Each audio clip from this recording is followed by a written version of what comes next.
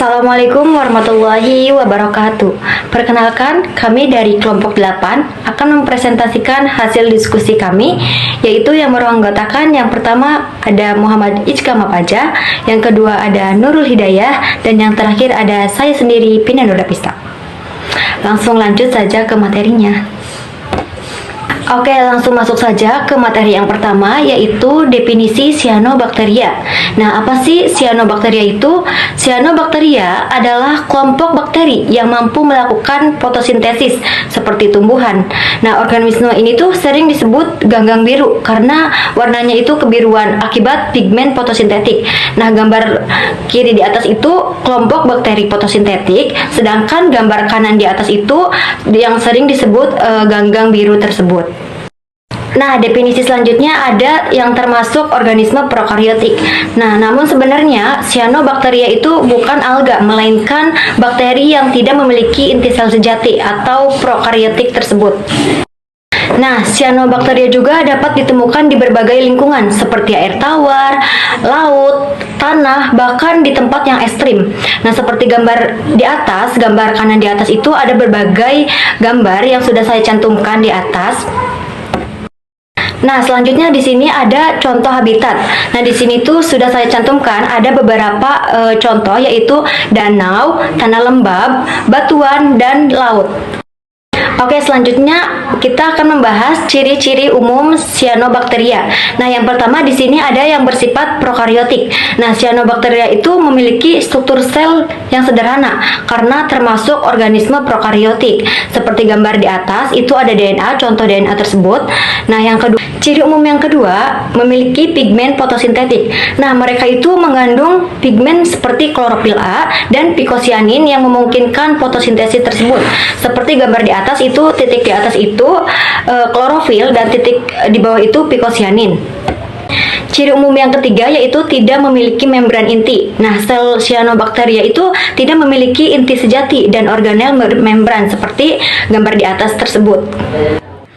Lalu, ciri umum yang keempat yaitu hidup soliter dan berkoloni. Nah, organisme ini tuh dapat hidup sendiri atau membentuk koloni dan berkembang biak secara seksual.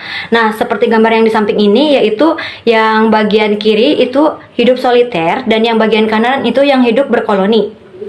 Nah, ciri umum yang terakhir ada reproduksi aseksual. Nah, seperti yang sudah tadi saya katakan, yaitu reproduksi bisa secara aseksual, seperti gambar di samping ini, dari pembelahan biner hingga fragmentasi. Nah, dari pembelahan biner tersebut yang gambar kiri hingga fragmentasi seperti gambar yang di kanan. Selanjutnya itu ada struktur sel dari cyanobacteria. Nah, yang pertama itu ada mucoid set. Letaknya itu di sini yang warna hijau. Nah, mucoid set adalah lapisan lendir paling luar yang menyelimuti sel cyanobacteria. Lapisan ini berfungsi melindungi sel dari kondisi lingkungan yang tidak menguntungkan seperti kekeringan, radiasi, atau zat berbahaya. Selanjutnya itu ada kapsul. Letaknya itu setelah mucoid set.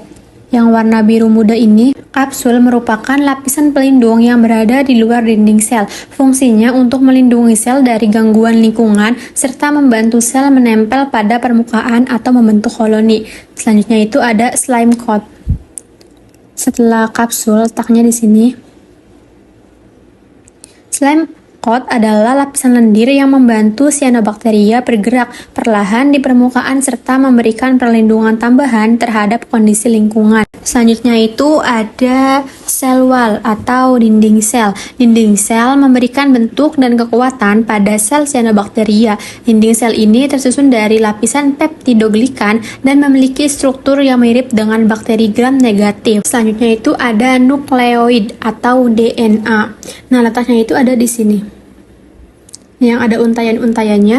Nah, nukleolid adalah bagian yang mengandung materi genetik DNA. Pada cyanobacteria, DNA tidak dibungkus oleh membran inti karena termasuk organisme prokaryotik. Selanjutnya itu ada ribosom. Letaknya itu ada di sini. Ribosom merupakan tempat terjadinya sintesis protein. Protein yang dihasilkan digunakan untuk berbagai proses metabolisme sel. Selanjutnya itu ada karbosisom. Karbosisom itu letaknya ini, yang gede ini. Karbosisom adalah struktur mikro yang mengandung enzim penting untuk proses fotosintesis, khususnya itu dalam fiksasi karbon. Selanjutnya itu ada tilakoid, yang letaknya itu ada di sini. Tilakoid adalah sistem membran di dalam sel yang menjadi tempat berlangsungnya proses fotosintesis. Pada bagian ini terdapat pigmen fotosintetik yang menangkap energi cahaya. Dan selanjutnya itu ada picobilisom. Letaknya itu ada di sini. Picobilisom adalah kompleks pigmen yang terdapat pada tilakoid. Struktur ini berfungsi menangkap energi cahaya untuk proses fotosintesis dan memberi warna biru kehijauan pada cyanobacteria. Selanjutnya ada reproduksi cyanobacteria. Yang pertama itu ada reproduksi aseksual. Nah, cyanobacteria berkembang biak secara aseksual, yaitu tanpa melalui proses peleburan sel kelamin. Cara reproduksi ini memungkinkan cyanobacteria berkembang dengan cepat, terutama pada lingkungan yang mendukung. Yang kedua ada pembelahan biner. Pembelahan biner adalah cara reproduksi yang paling umum pada cyanobacteria. Pada proses ini, satu sel induk membelah menjadi dua sel anak yang identik secara genetik. Proses ini berlangsung melalui tahap. Yang pertama ada replikasi DNA, yang kedua ada pemanjangan sel, yang ketiga ada pembentukan dinding pemisah, dan yang keempat ada terbentuknya dua sel baru. Yang ketiga itu ada fragmentasi atau hormogonium. Cara cyanobacteria yang terbentuk filamen rantai sel reproduksi dapat terjadi melalui fragmentasi. Filamen akan terputus menjadi beberapa bagian kecil yang disebut hormogonium. Kemudian masing-masing bagian akan tumbuh menjadi individu yang baru. Yang keempat ada pembentukan akinet. Nah, beberapa cyanobacteria membentuk akinet, yaitu sel berdinding tebal yang berfungsi sebagai bentuk dorman. Akinet terbentuk ketika kondisi lingkungan tidak menguntungkan, seperti kekeringan, suhu ekstrim, atau kekurangan nutrisi. Ketika kondisi kembali baik, akinet akan berkembang menjadi sel baru. Yang kelima, tidak memiliki reproduksi seksual. Berbeda dengan organisme lain, cyanobacteria tidak memiliki proses reproduksi seksual, seperti peleburan gamet. Semua proses perkembangbiakan terjadi hanya melalui aseksual. Selanjutnya ada klasifikasi cyanobacteria. Yang pertama itu ada kelompok Rhococales. Nah, kelompok ini terdiri dari cyanobacteria yang hidup sebagai sel tunggal atau membentuk koloni kecil dan tidak membentuk filamen. Nah, reproduksinya biasanya terjadi melalui pembelahan biner. Contohnya itu Gloecapsa yang sering ditemukan pada batu lembab dan Rhococcus yang banyak hidup di perairan tawar. Kelompok yang kedua ada Oscillatoriales. Nah, cyanobacteria dalam kelompok Oscillatoriales memiliki filamen panjang yang tersusun dari banyak sel dan tidak memiliki heterokista.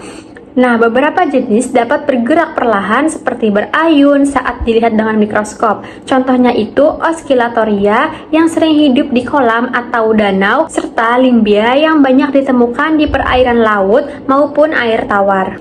Kelompok yang ketiga ada Nostocales. Nah, kelompok Nostocales memiliki filamen yang tersusun dari banyak sel yang memiliki heterokista, yaitu sel khusus untuk mengikat nitrogen dan udara. Nah, contohnya itu Nostoc yang sering ditemukan di tanah yang lembab atau sawah, serta Anabaena yang dapat hidup di perairan dan bersimbiosis dengan tanaman air seperti Azolla. Kelompok yang keempat ada Stygonematales. Nah, kelompok Stygonematales memiliki filamen bercabang sehingga strukturnya itu lebih kompleks dibandingkan kelompok lain. Cyanobacteria ini juga dapat memiliki heterokista untuk fiksasi nitrogen. Contohnya itu Stygonema yang biasanya hidup di tanah lembab, batu atau lingkungan yang basah. Selanjutnya yaitu ada contoh spesies dan peranannya dari cyanobacteria. Saya mengambil 4 contoh spesies dan peranannya itu. Yang pertama yaitu ada Nostoc, kedua yaitu ada Anabaena, yang ketiga yaitu ada Oscillatoria, dan yang keempat yaitu ada Gloeocapsa. Oke, mari kita bedah satu persatu dari contoh spesies tersebut.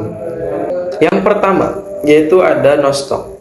Nostoc merupakan cyanobacteria yang sering membentuk koloni seperti bola berlendir. Organisme ini memiliki sel khusus yang disebut heterokista yang berfungsi untuk mengikat nitrogen dari udara. Karena kemampuannya, Nostoc ini berperan penting dalam meningkatkan kesuburan tanah dan sering ditemukan pada tanah yang lembab, sawah atau perairan. Kemudian yang kedua yaitu ada Anabaena. Anabaena ini merupakan cyanobacteria yang berbentuk rantai atau filamen yang terdiri dari sel-sel yang tersusun memanjang.